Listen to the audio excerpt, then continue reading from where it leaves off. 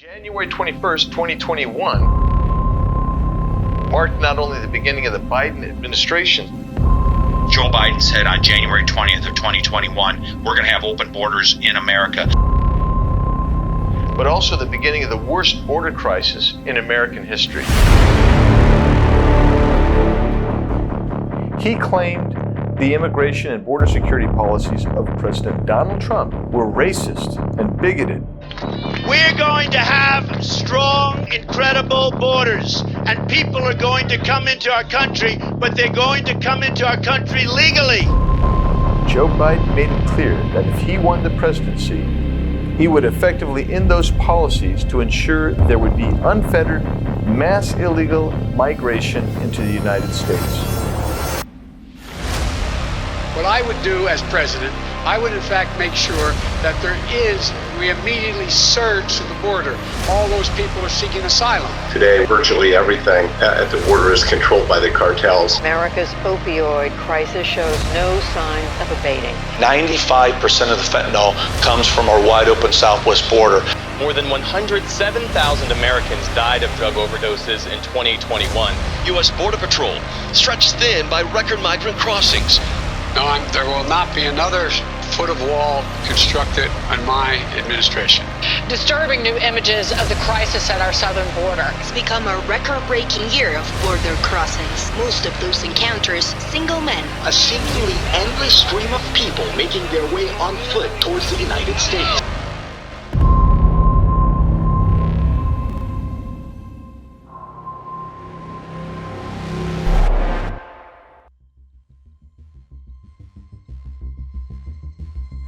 In 2021 alone, there were more than 2 million people who crossed the border illegally, and an estimated 500,000 people were successful at sneaking into the country. This crisis sparked a wave of illegal alien sex offenders, murderers, and other violent criminals crossing into our border. We don't know how many crossed into the United States, where they went, or what their intentions were.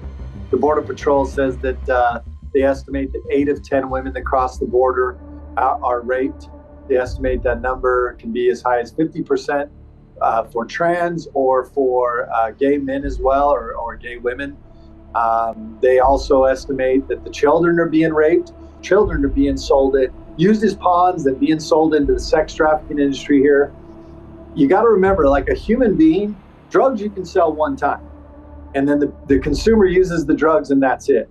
But when you bring a child in and you traffic a child and you use them as a pawn to get somebody else in, and then they traffic them into the sex slave, that child can make them money over and over and over and over again.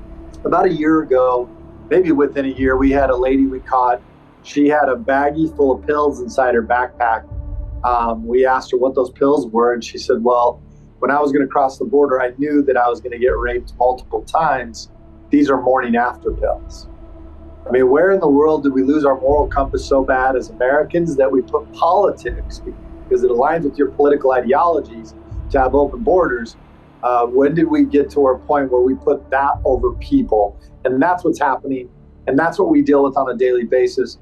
In addition to violent criminals and sex offenders, we have seen cases of individuals with ties to terrorism skyrocket during the Biden presidency. In 2021, there was a 4-fold increase in apprehensions of individuals who are on the terrorist watch list.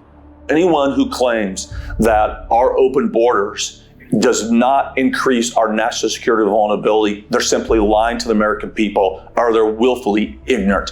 Look, you don't have to take my word for it, although I spent 20 years in the FBI, and one of my positions was I was a special agent in charge in El Paso. From my window, I could see Juarez. But listen to Director Wray, who just in the past few weeks came out and said that the open borders is absolutely a serious and legitimate concern with respect to our national security. And also, let's look at the stats. This fiscal year alone, CBP has encountered, either at the ports of entry or in between, over 50 illegal aliens that are in the FBI's terror screening database. They caught a suspected terrorist, which they released into the interior United States, and took him 2 weeks to apprehend. The FBI also disrupted a terrorist attack to assassinate a former president. And how are they going to carry that out? By smuggling additional terrorists through the wide open southwest border. The Border Patrol apprehends, under this administration, illegal aliens from 160 different countries. Yeah, the national security threat along our southwest border is real. In 2021, the United States saw the highest deaths by opioid overdoses in our history. Opioid overdoses are responsible for killing more Americans than the total number of Americans killed during the Vietnam War. It's not a coincidence the same year or years now that you've had historic illegal immigration, which has caused up to 70% of Border Patrol agents to be pulled off the line to deal with these family groups. Not only to process, to make hospital runs, to make NGO runs, to make airport runs, bus runs. Up to 70% in some sectors have been pulled off the line. And when they get a huge surge, even more are pulled off the line.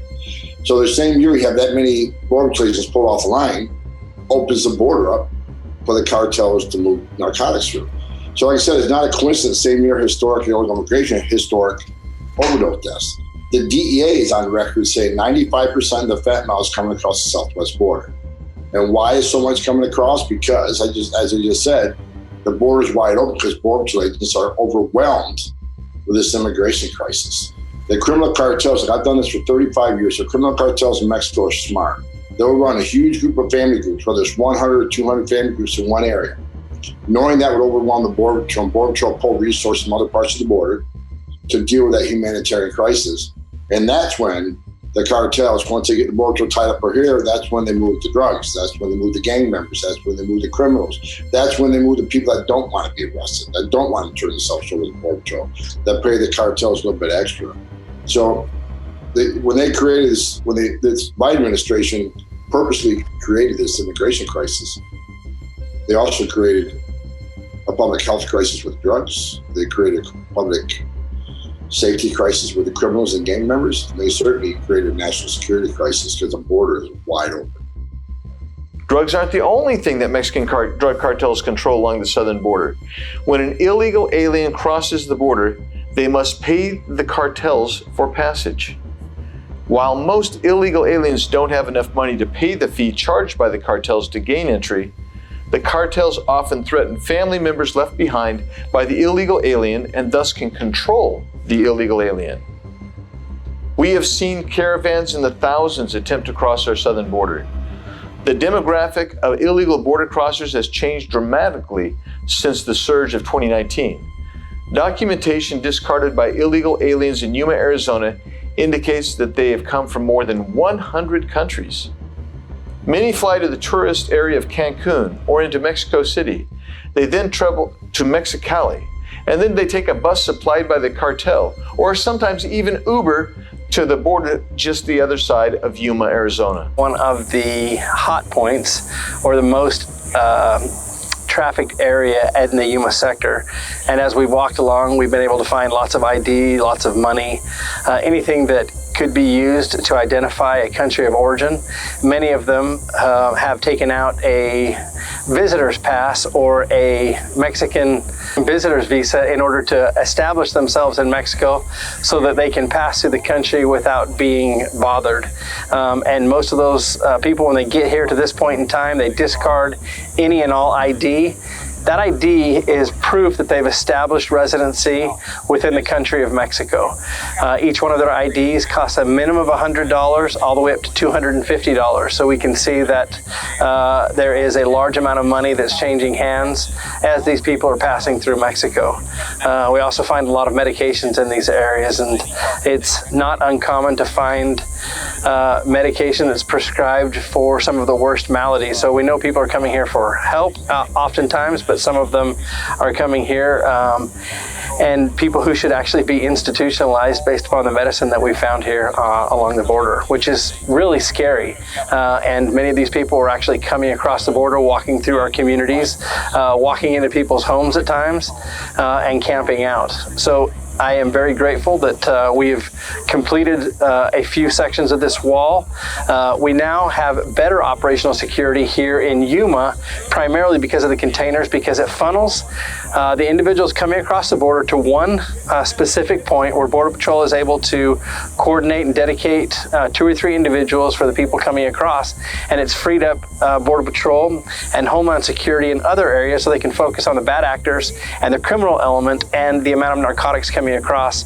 That number, for example, this year, so far year to date, we've already exceeded, I believe, 300+%. And now the cartel is trafficking younger children with the new rainbow-colored fentanyl. It's very, very, very important that we secure this border and that we deny entry to the cartels as they traffic in the human person crossing and the drugs. Illegal immigration imposes serious financial costs on healthcare services. At Yuma Regional Hospital in Arizona, illegal aliens have cost the hospital more than $20 million through the first 6 months of 2022. The Biden administration won't pay it, and frankly doesn't care about the financial distress charged on the Yuma Hospital, or in fact, any medical provider in any other American community. For many, the trip isn't always through air and transit through Mexico using a Mexican tourist visa. Their trip begins in South America. Individuals and family units work their way around the continent and gather in South American countries like Colombia, Brazil, and Chile. They make their way through Panama, where they trek through the rugged and just treacherous terrain of the Darien Gap.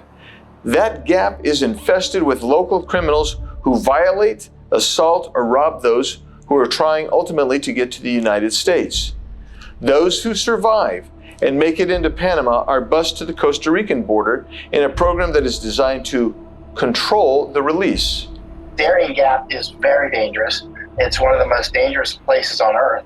It's about 60 miles of no roads between Panama and Colombia, and it's just wild jungle, including the Indians who live out there, who kill migrants pretty much every day. It's literally the law of the jungle. So if the jungle doesn't get you, often the Indians do. So you'll see just huge numbers of migrants coming in from way over 100 countries, maybe 140 or so, and it's increasing month by month.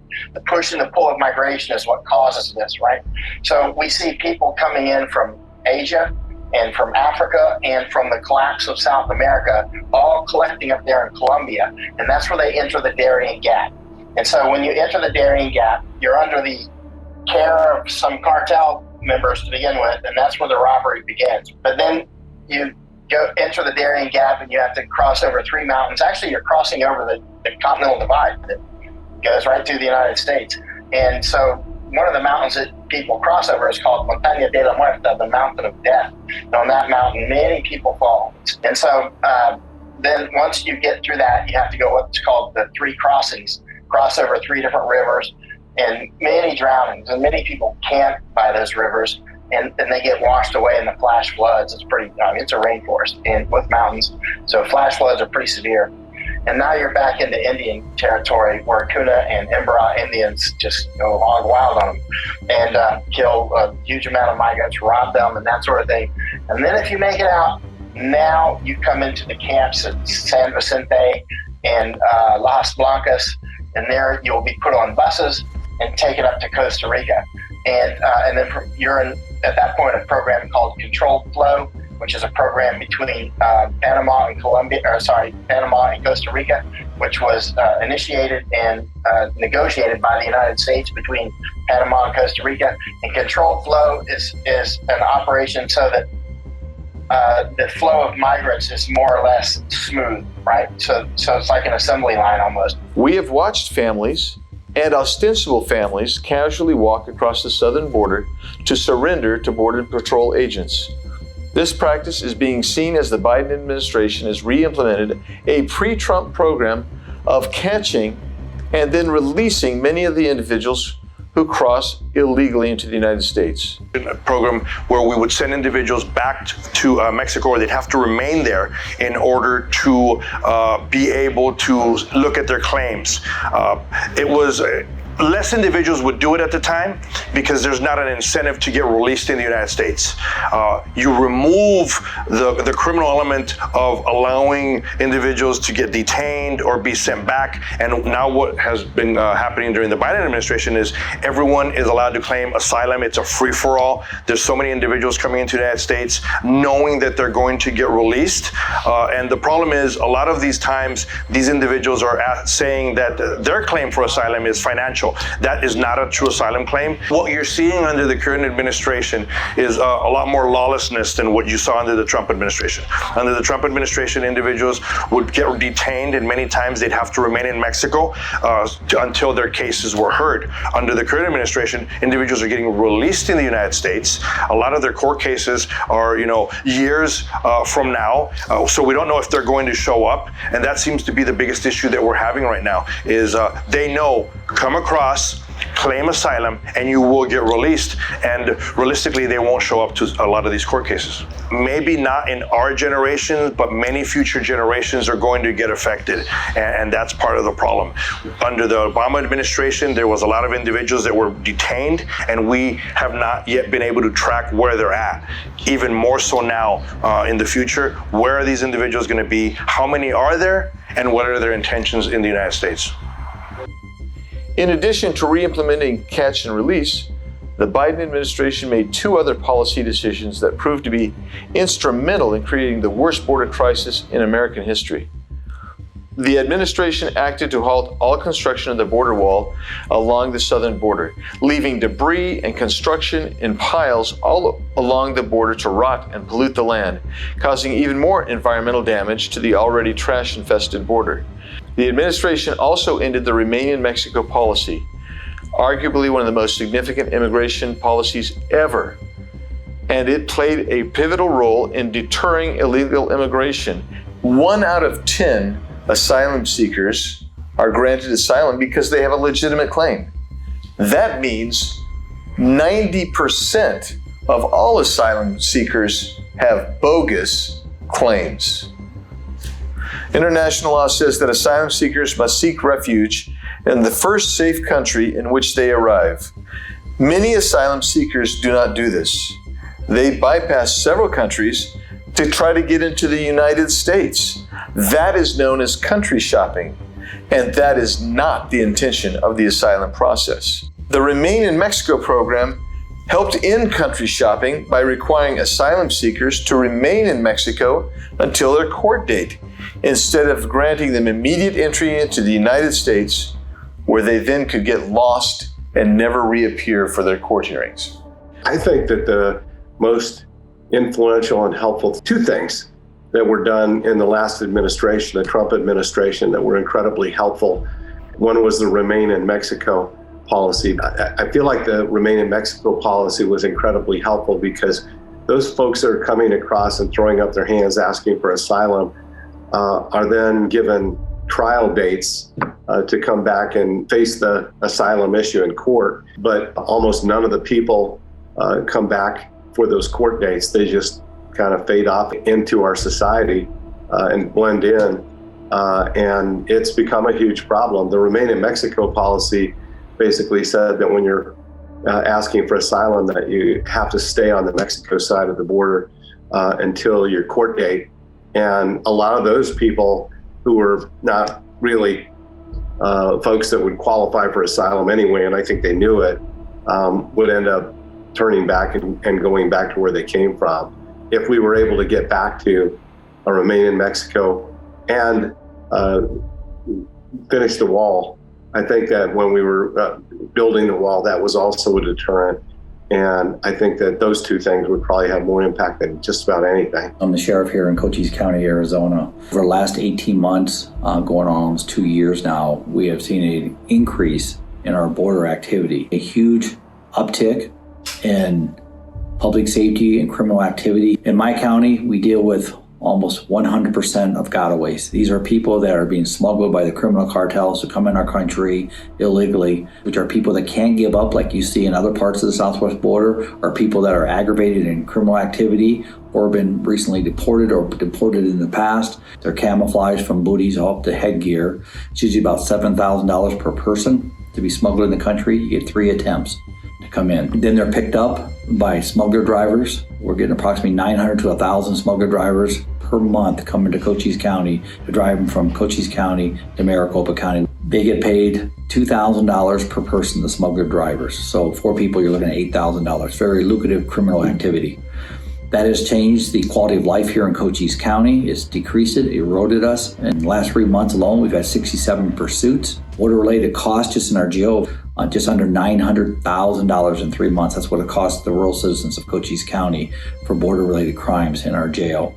It's not a good thing going on here in Cochise County and along the southwest border. The border is not secure, folks. As Ronald Reagan said, a country without border is not a country. My name is Jim Chilton. My ranch is adjacent to the international boundary, and the wall was being built, but Biden shut it down when I had a half a mile to go. I have 5 miles of the international boundary.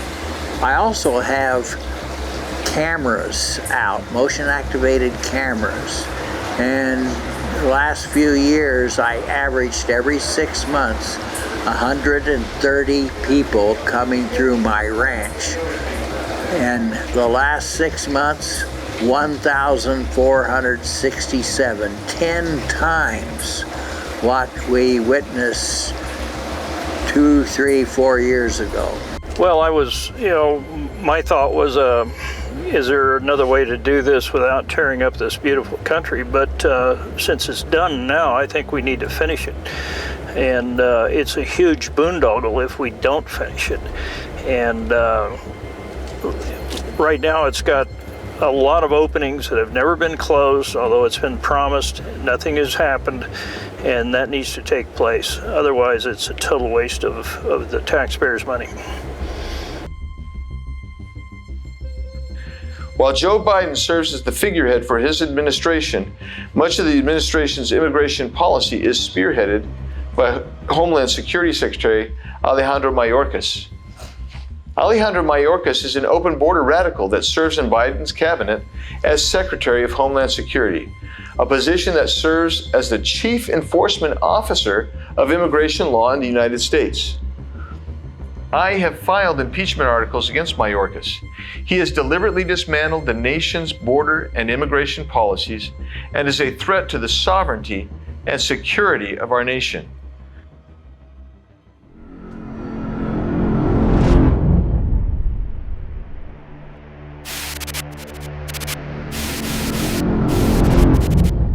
Secretary Mayorkas is failing to faithfully uphold his oath of office.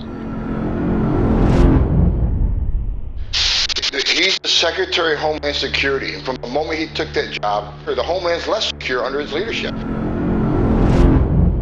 His abandonment of his duty is willful and purposeful. Secretary Mayorkas, there's no question in my mind he should go. He should be impeached. Do you believe that right now there's a crisis at the border? I think the answer is no. Humanitarian crisis and a policy clearly in need of reform. I want to repeat my assurance to our audience this morning that the border is in fact secure. The number of migrants stopped at the southern border set a record last month. The border is secure. One of the country's deadliest human smuggling cases in recent history. 46 people found dead in the back of this stifling truck. Likely cause of death, heat stroke. You're either accepting the Biden administration, and if that's the case, then you should be impeached. If you disagree with the Biden administration's program, you should resign.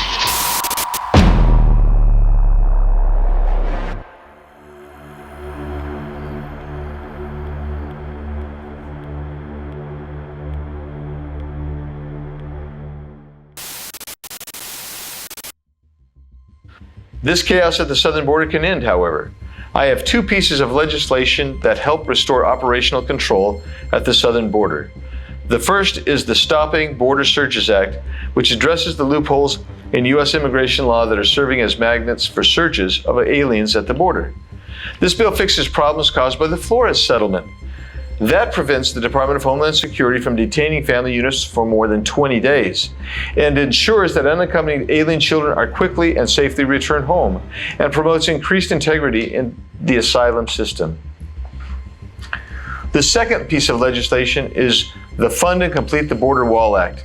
This bill fully funds, completes, and pays for the border wall while giving Border Patrol agents the resources they need to do their jobs. Combined, these two bills improve the situation at the southern border and must be passed by my colleagues in Congress. We have the solutions teed up and ready to go. You know, one of the things that gets overlooked that the Trump administration did, of course, we had Safe Third Country, we had a number of other things, but the biggest thing they really did was they followed the law. And right now we have a Biden administration who has completely usurped the law. And they've really turned the whole rule of law on its head and are really blatant and overt about it because they know they're not going to be held to account by our Department of Justice right now. I and many others have called for Mayorkas to be impeached over this, and really that should be the beginning of a lot of circumstances. I've sat in meetings where he's lied to our face about what's going on at the border. He's completely denied people being sent across the United States. He plays dumb on these sorts of things when he knows exactly what's happening. It's undeniable. Anyone who knows anything about the border knows what's happening, and frankly, it was predictable. The Biden border crisis continues to rage on with no end in sight. We're not even halfway through the Biden presidency, and we have witnessed record numbers of illegal alien encounters, drug flows, and limited deportations of those who have broken our laws.